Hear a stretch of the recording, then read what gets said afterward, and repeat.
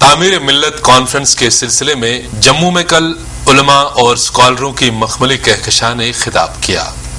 اس conference کا اہتمام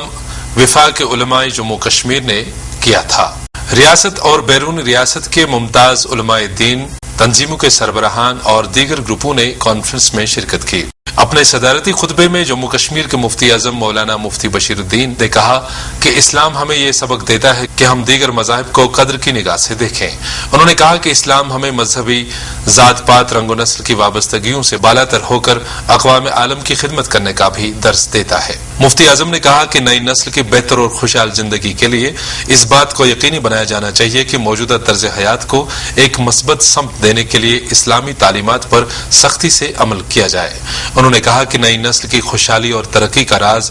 اس بات میں مضمر ہے کہ وہ اسلام کی تعلیمات کو صحیح تناظر میں محسوس کر کے اسلام کے آفاقی پیغام کو عام کریں۔ انہوں نے نئی نسل کو زیور تعلیم سے آراستہ کرنے کی ضرورت پر بھی زور دیا۔ مفتی اعظم نے مزید کہا کہ نبی آخر الزمان صلی اللہ علیہ وسلم نے تمام لوگوں کو تعلیم حاصل کرنے کی تلقین کی ہے۔ اس سلسلے میں انہوں نے کہا کہ گزشتہ برس کے دوران بے چینی کی وجہ سے ریاست میں تعلیمی نظام زبردست بحران کا شکار ہوا اور ریاستی حکومت نے اس سلسلے میں بروقت اور مثبت اقدامات اٹھا کر تعلیمی نظام کو واپس پٹری پر لایا اور اسے امن کے دشمن لوگوں کی نظر نہ ہونے دیا۔ ریاست کے عوام کی خواہشات اور امنگوں کے مطابق جموں کشمیر میں 3 نئی یونیورسٹیاں قائم کرنے کے لیے ریاستی حکومت کے فیصلے کا خیر مقدم کرتے ہوئے مفتی بشیر الدین نے امید ظاہر کی کہ شاہ ہمدان یونیورسٹی کے نام سے ایک اور ادارہ قائم کیا جا رہا ہے، جس کے بجٹ سیشن کے موجودہ وقت کے دوران ایک بل متعارف کیا جا رہا ہے جسے قانون ساز اسمبلی کی منظوری حاصل ہوگی تاکہ ہم ریاست کے عوام کی امنگوں اور خواہشات کا صدق دلی سے خیال رکھ سکیں۔ مفتی اعظم نے ریاستی انتظامیہ سے کرپشن کی بدعت کو جڑ سے اکھاڑ پھینکنے کے لیے وزیر اعلیٰ جناب عمر عبداللہ کی کوششوں کا بھی خیر مقدم کیا۔ انہوں نے کہا کہ قرآن ہمیں یہ سبق دیتا ہے کہ ہم ایک ایسا نقش راہ اختیار کریں جس میں کسی بھید بھاؤ کی کوئی جگہ نہ ہو۔ ہم سلامتی کے جامع ایمان کے تحت ایک عظیم شان اجلاس منا رہے ہیں، جس موقع پر میں اپنی طرف سے اور سرکردہ مقدر علماء کرام اہل سنت والجماعت کی طرف سے دل کی امید گہرائیوں سے آپ سب کو ہدیہ تبلیغ کی تہنیت پیش کرتا ہوں اور اللہ تبارک و تعالیٰ سے نہایت خوشحالی کے ساتھ دست رہا ہوں جو ملت اسلامیہ کے منتشر معاشرے کی شیعہ بندی فرمائے اور ہمیں اپنے آقا انعامدار جناب محمد رسول اللہ صلی اللہ علیہ وسلم کی اطاعت کی توفیق عطا فرمائے۔ ان محبت سے وفات منے ہم تیرے ہیں، یہ جہاں چیز ہے کیا لو قلم تیرے ہیں۔ اپنی تقریر میں ناظم اطلاعات خواجہ فاروق رنزو شاہ نے کہا کہ حضرت بلبل شاہ رحمۃ اللہ علیہ اور حضرت امیر کبیر میر سید علی حمدانی رحمۃ اللہ علیہ نے کشمیر میں جہالت کے اندھیروں میں غرق لوگوں کو زیور تعلیم سے آراستہ کرنے کے لیے ایک قندیل فروزاں کی۔ انہوں نے کہا کہ ان درویش صفت شخصیات نے خدا کا قرب یقینی بنانے کے علاوہ ہمیں فنون اور ہنر سکھایا۔ انہوں نے کہا کہ اسلام امن کا درس دیتا ہے اور دیگر طبقوں کے ساتھ پرامن ماحول میں سانس لینے کا بھی یہ عظیم مذہب تلقین کرتا ہے۔ کانفرنس میں صوفیوں اور سنتوں کے رول اور ان کے طرز حیات پر تفصیلی روشنی ڈالی گئی اور موجودہ دنیا کی مشکلات اور پریشانیوں کے خاتمے کے لیے جو کام کیا جا رہا ہے وہ قابل تحسین ہے۔ جب تعلیم کا موضوع ہو، جب موضوع ہو ہمارے علم کا، یہ ایسا موضوع ہوتا ہے جس پہ ہمارے رسول اکرم صلی اللہ علیہ وسلم نے ہمیشہ زور دیا۔ ہمیشہ انہوں نے یہی کہا کہ یہ تعلیم جتنی بھی ہو سکے اور جس طرح بھی اس کو حاصل کرنے کی ضرورت پڑے اور جس طرح بھی آپ اس علم کو حاصل کر سکو گے، اس کے کوشاں رہو، اس کی تلاش میں رہو، اس کے متلاشی رہو، چاہے آپ کو سرحدیں پار کر کے ملک چائنا بھی جانا پڑے، آپ جاؤ اور تعلیم حاصل کر لو۔ اور جب مجھے ہمارے مفتی اعظم صاحب نے مجھے کہا صرف ایک ہفتے پہلے، میں نے ان کو کہا کہ میں ضرور یہاں پہ آؤں گا، آپ سے کچھ سیکھوں گا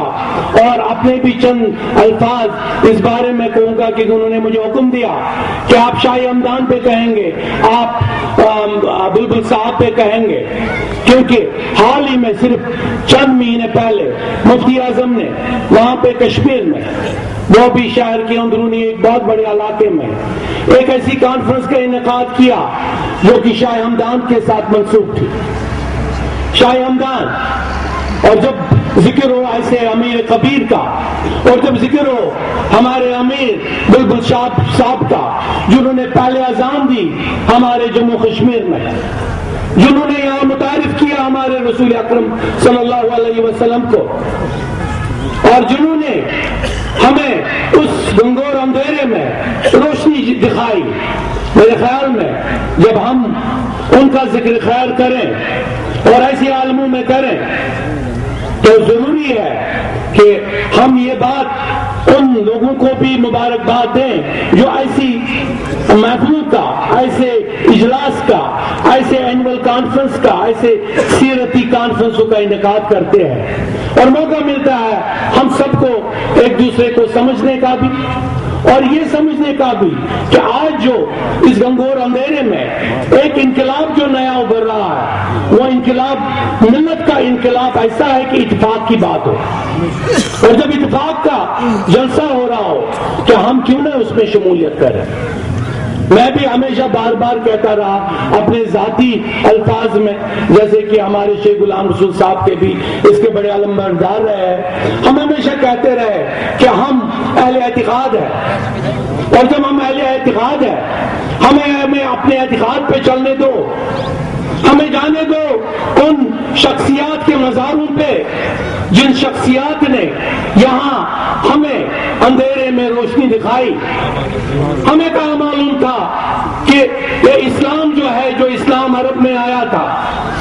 ہمیں کب تک معلوم ہوتا جب اگر کوئی شخصیت ہمیں اس کے متعارف نہیں کراتی. تو اب جب میں آج اس کے مزار میں فاتح پڑھنے جاتا ہوں مجھے روکا جاتا ہے اور کہا جاتا ہے قبر کی آپ عبادت کرتے ہو. نہیں، ہمیں کہنا پڑے گا اور کہنا زور سے کہنا پڑے گا، یہ قبر کی عبادت نہیں، یہ ہمارے دل میں جو جذبہ ہے ایسے اولیاء کرام کا. جب ہم ایسے اولیاء کرام کے احترام کرتے ہیں تو ہمارا احترام ہمارے رسول نازدین کے تئیں کتنا اعلیٰ ہوگا. سبحان اللہ، نعرہ تکبیر. تو میں زیادہ، چونکہ میں دوبارہ یہ کہوں گا، ہم مفتی اعظم کے اس مشن کے بالکل ساتھ ہے، بابا کی دول کہیں گے. ہم شیخ غلام رسول جیسے شخصیات، صغیر صاحب کے جیسے شخصیات، اور جو یہاں پہ موجود ہے، میں بھی اپنے ذاتی